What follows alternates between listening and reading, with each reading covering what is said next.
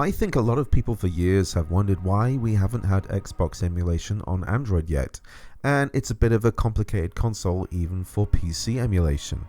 We've had Zemu for Linux, which has been available with Batocera for handhelds like the Odin 2 for some time now, but performance has not been as great as some would have hoped. Cut to today though, and we now have an Android emulator with X1 Box, which also has its own mixed bag of performance, and we'll have to see if it gets the updates it needs to get more of these games running better. I only just realised whilst doing this video there was controversy with this emulator.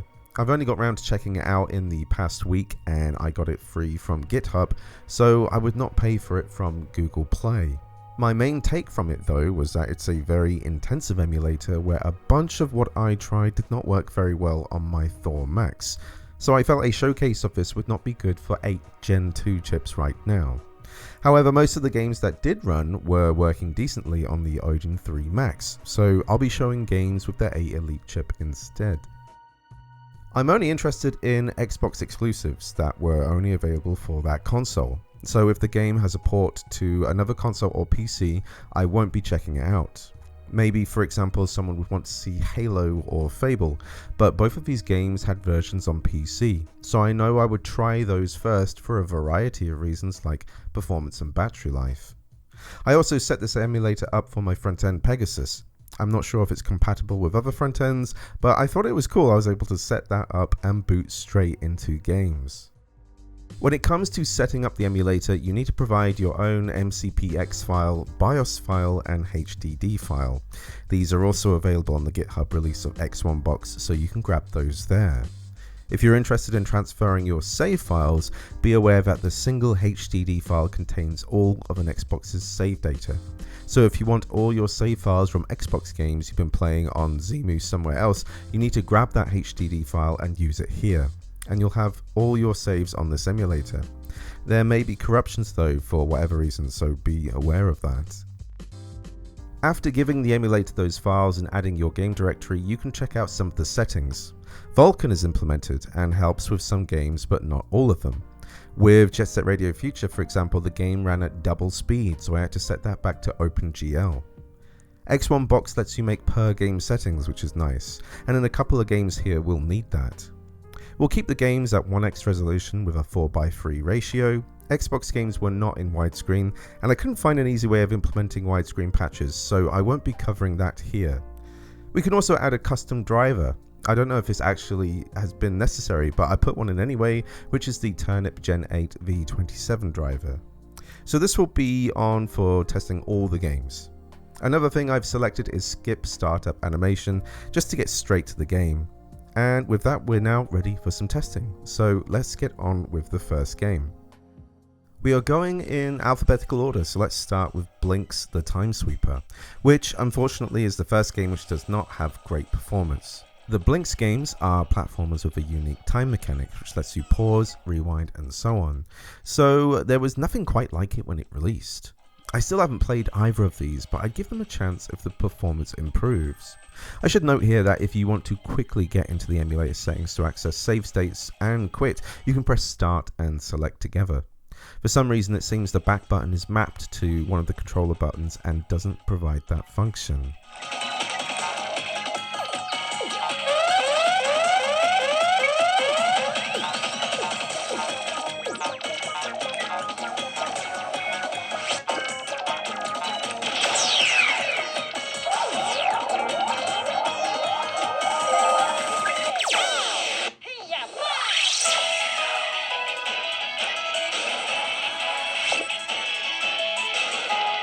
Blinx 2, Masters of Time and Space, yet again does not perform very well either.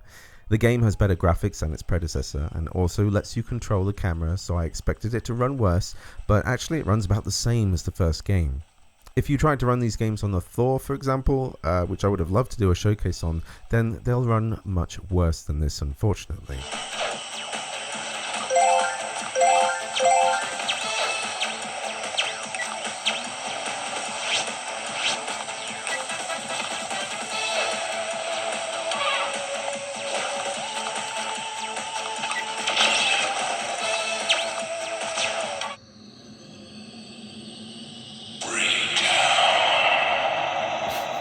Breakdown is one of these weird Japanese-developed Xbox exclusives that I didn't even know existed until I started looking up exclusives.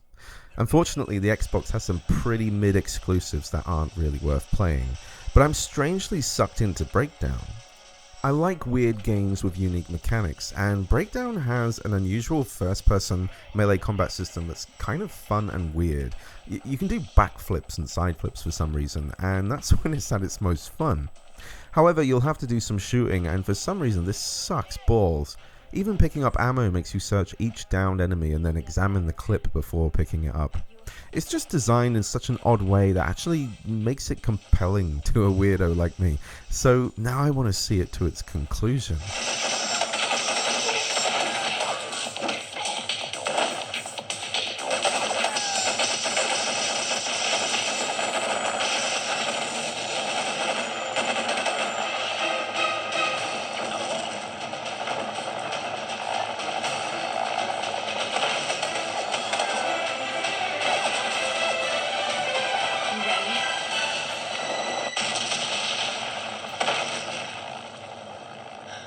Conker Live and Reloaded is a game I expect will be a top pick for people. This is a game I had a bunch of problems with as my save kept corrupting and the game seems to run at an unlocked speed at times in Vulkan, whereas OpenGL just doesn't work properly. So I wouldn't say now is the right time to play it. You'll have to rely on a save state, which I realised too late. Annoyingly, this game is one of the longest introductions that you can't skip. Couple that with the game consuming a lot of battery power in this emulator, it gets tedious pretty fast. But after some determination, I can show you some of the game after its tutorial section.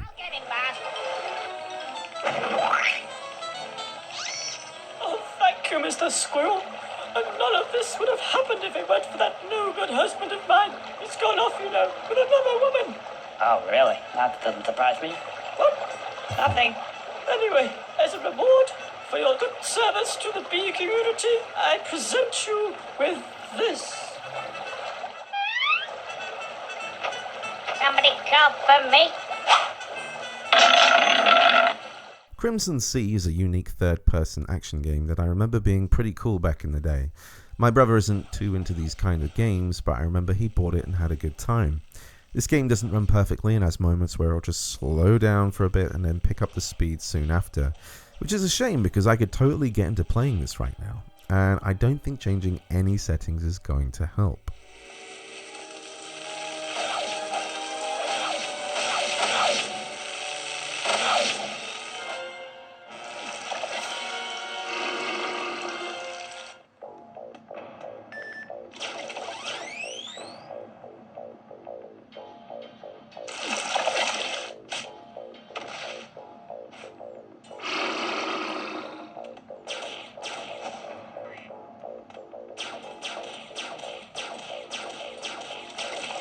Crimson Skies High Road to Revenge is a dogfighting series by Capcom and seems playable at first, but whenever the screen is too dense with mountains, for example, it starts to slow down.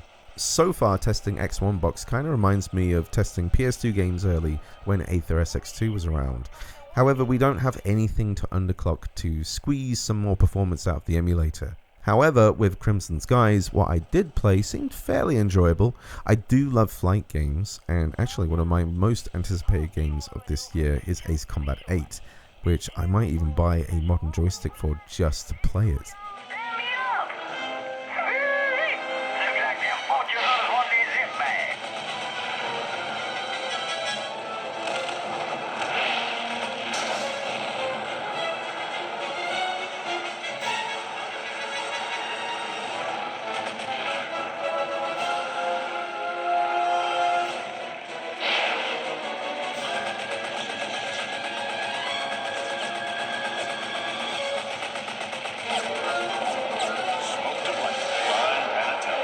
Dead or Alive 2 Ultimate is a classic fighting series that found its home on the Xbox for a while. I did say I'd only be testing exclusives, so technically this isn't since the original version was on PS2 and Dreamcast, but this one has additions unique to this version. This is another title that has slowdown at times. It's a little bit better than Dead or Alive 3, which we'll get to, but yeah, for me a fighting game has got to be smooth throughout. Ready? Fight!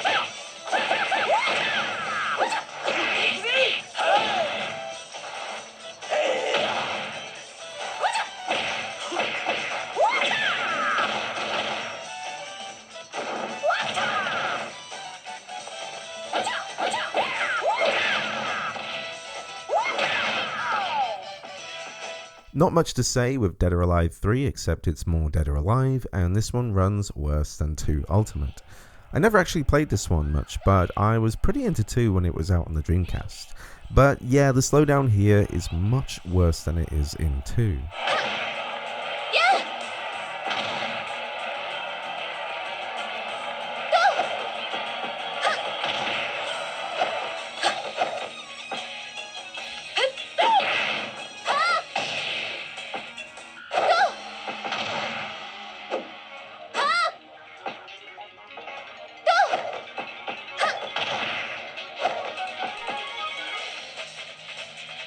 Dead or Alive Xtreme Beach Volleyball.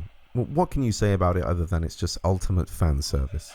I'm starting to realise that more games here aren't as fully playable and are making me second guess the video, but see, the actual volleyball here is too slow to play at the moment. But I had no idea this had a casino at the time, so I had some fun just racking up cash using save states.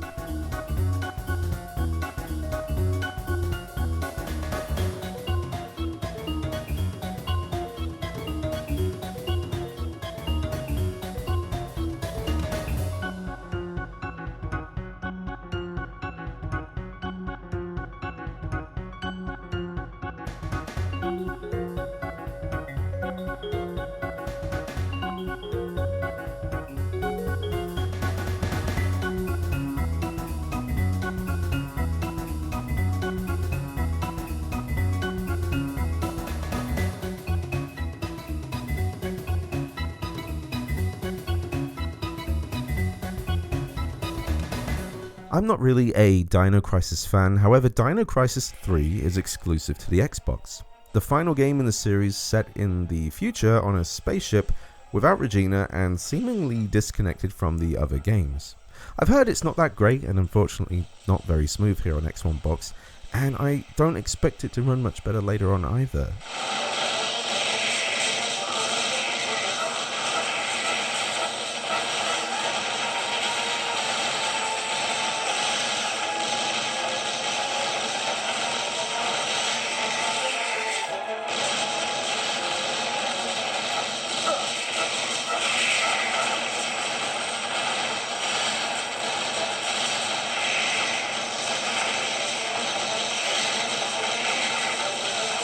Fusion Frenzy is like the Xbox's version of Mario Party and looks like it runs decently.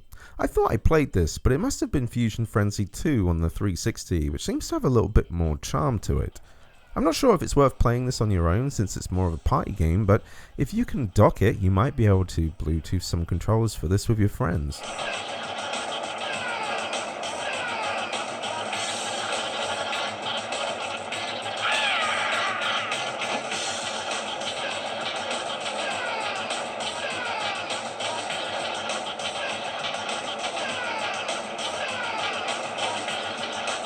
Gun Valkyrie is the kind of title that would have suckered me in. A good title and box art and seems like a decent action game. And thankfully it runs quite well on here. But the gameplay is pretty janky, and we're also back in this area of gaming where inverted controls seem to be a standard for some reason, with some games not even letting you change that. But if you can get past the controls, then we've got a pretty decent Sega title to play here.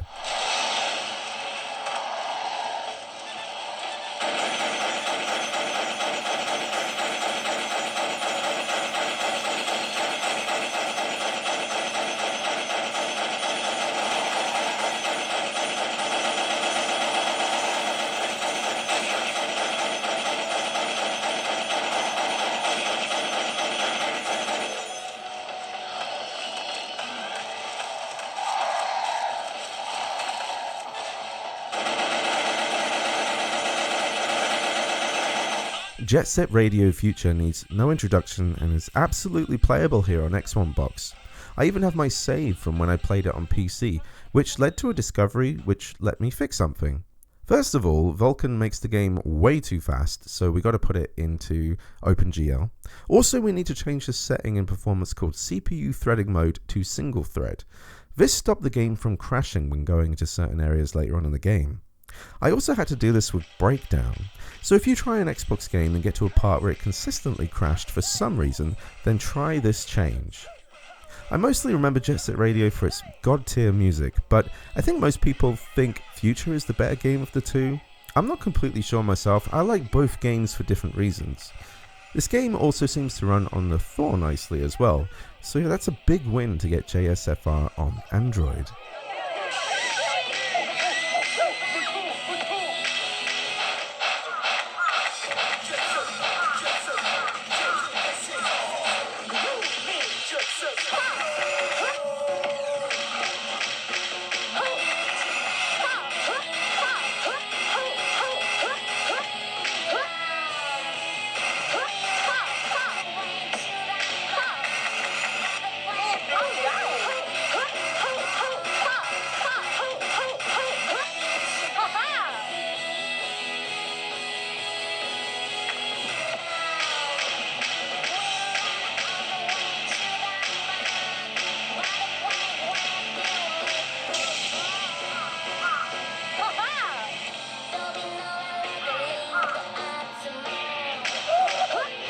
Ninja Gaiden Black is like the definitive version of Ninja Gaiden and one that is exclusive to Xbox.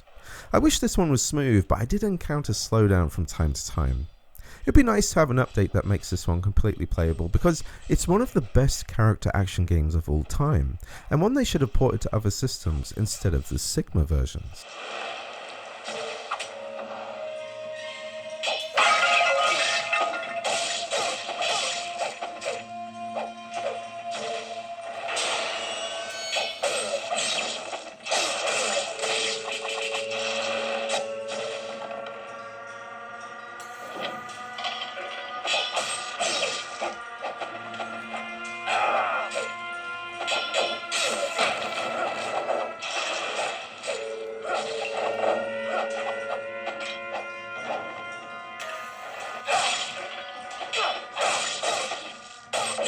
Otogi, Myth of Demons. This and the next game, Otogi 2, are FromSoft action RPGs that I don't think I've ever heard of until recently. FromSoft has kind of a crazy catalogue of games, and the Otogi games seem to be well liked. Since I don't have much to say about either of them, I'm just going to let both of them play out in this showcase.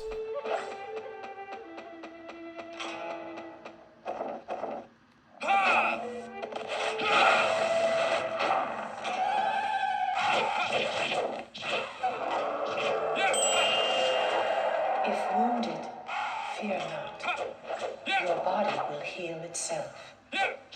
This too is part of the power that I have bestowed upon you.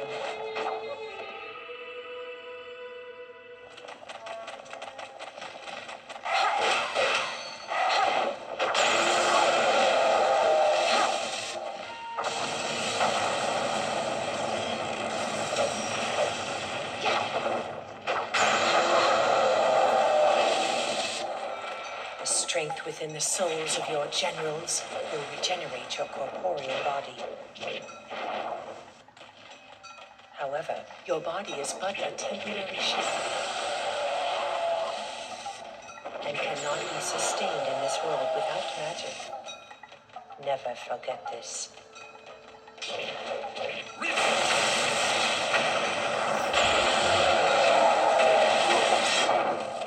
I'm not really a Panzer Dragoon fan, although I've played Panzer Dragoon Saga, and from what I can tell, Panzer Dragoon ORTA ends up being a decent send-off to the series for the Xbox. From what I played, it seems to run quite nicely, and I dig the idea of shooting in all directions, something I quite liked when I played Gamera 2000 on the PlayStation 1. But maybe I'll finally give this a go, since it seems to work well enough here.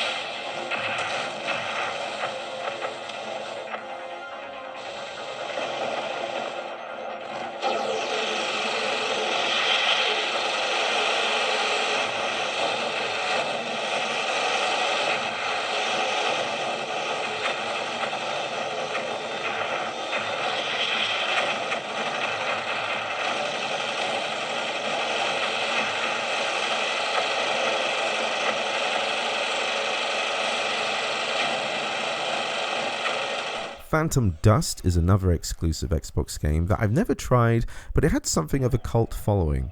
I seem to remember a sequel was announced which made a bit of hype, and then it just never happened.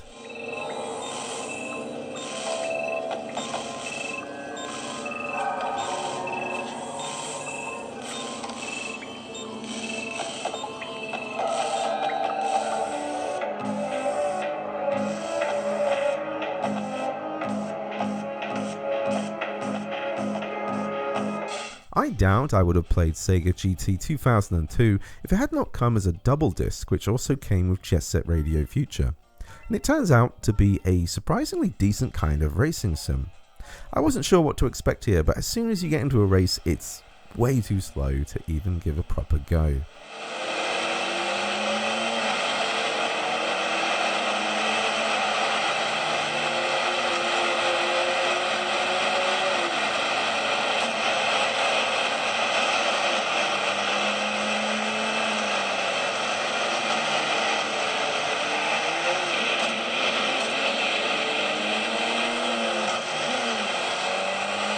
And finally, Spikeout Battle Street is something I've never heard of. I had no idea Sega had a beat-em-up series that I'd never tried before. This one seems to be the only console version unless you include the final edition game featuring inside the last two Like a Dragon games. And I was totally surprised that it seems really fun to play with some cool moves and music.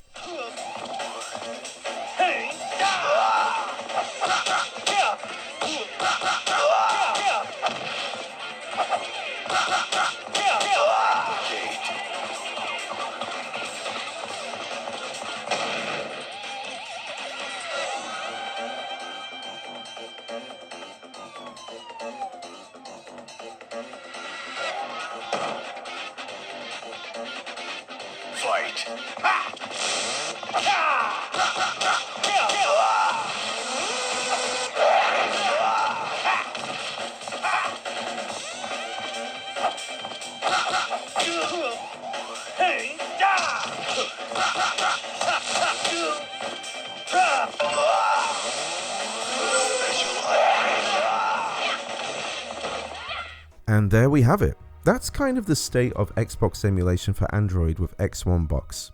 I enjoyed setting up and checking out these games, but usually for a showcase I like to show more games being playable than not.